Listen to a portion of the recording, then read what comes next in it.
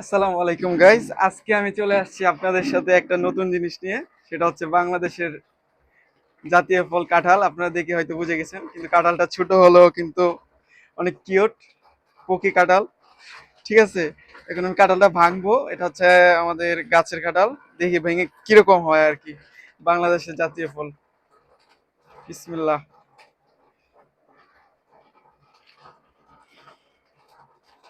Wow, দেখছেন সবাই? অনেক সুন্দর, কিন্তু ছোট্ট একটা কাঁঠালে কতগুলো কুশ হয়েছে।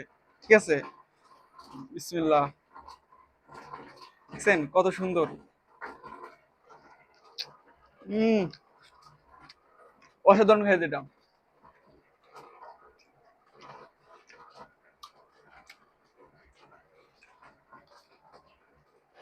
দেখেন পুরোটা ভাঙি।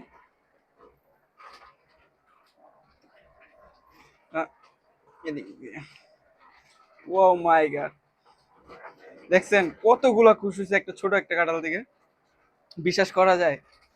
এত ছোট ছোট কাঁঠাল, কিন্তু কুশ এত হয়েছে। আর কোষগুলা অনেক মিষ্টি। হম,